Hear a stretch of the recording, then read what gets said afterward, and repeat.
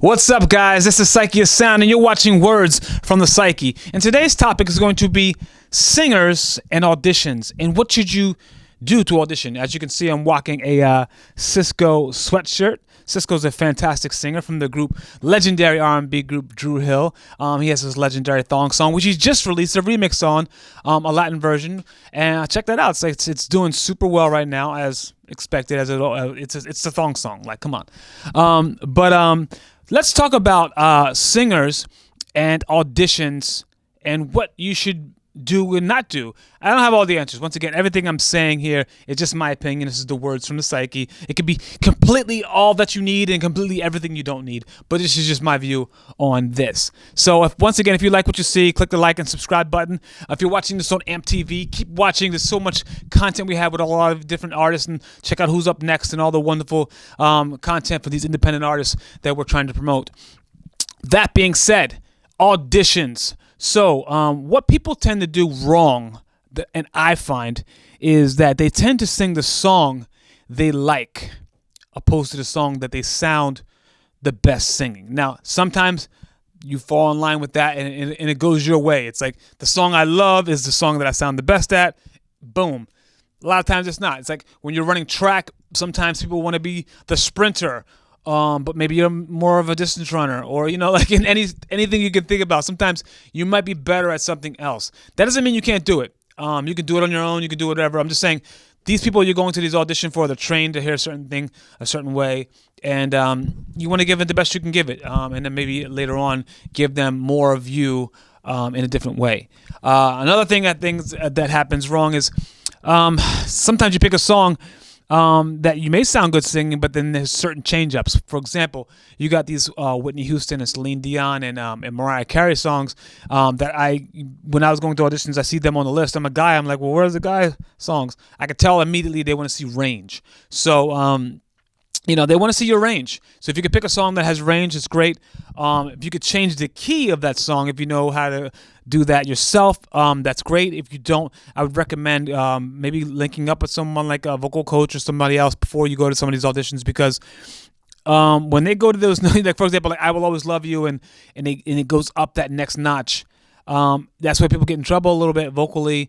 And you don't want to crack at that point because they're waiting for that moment. So if you kind of change the key or change up the song in a way that makes it more unique and more yours, because that way they expect it to be different and they're not expecting to hear the same thing. People are very, very trained. Their ears are trained. We hear these songs thousands of times on the radio and everywhere, in a car, and they bought the albums, and so when they hear it a different way to them, and it may not even be wrong per se, but it sounds real wrong when you do it, and they've already heard 100 people in front of you, and they're not really with the BS. They're kind of like, okay, well, next.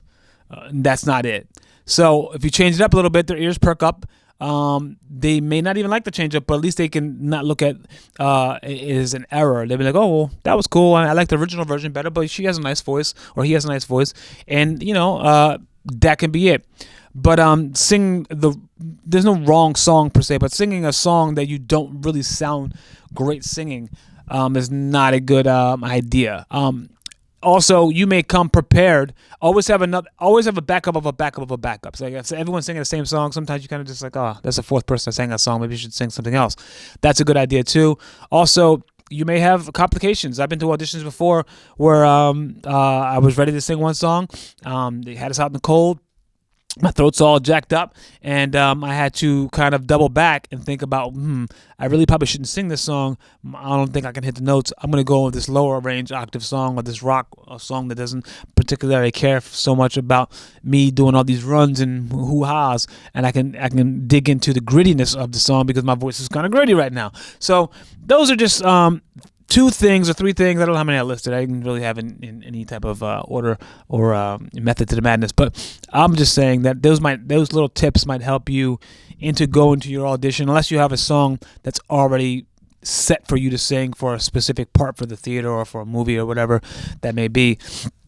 If you have an option to pick a song, I would definitely take those tips into consideration, because I've noticed, some people that can sing really well didn't get the opportunities that will probably they could have or should have had because they chose the wrong song to sing.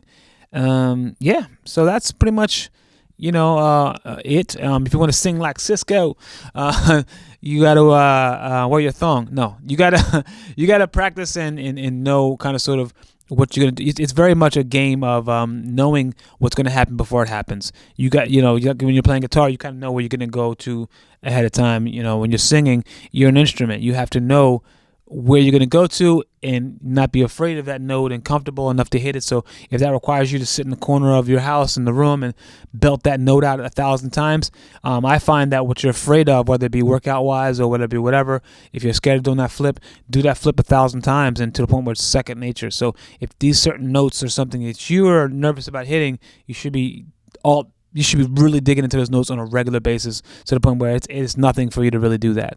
When these artists go on these tours and they're doing, or even these Broadway stars, and they're singing these songs 3-4 times a day, it's second nature. They're not thinking about it. They're not thinking about that note because they do it so many times. It's like riding a bike. So prepare yourself, be prepared, always be ready, and that's it. If you're a singer, pick that song that's gonna make you look like the star you are. And this is Psyche Sound, Words from the Psyche, and Psyche Sound, how do you do?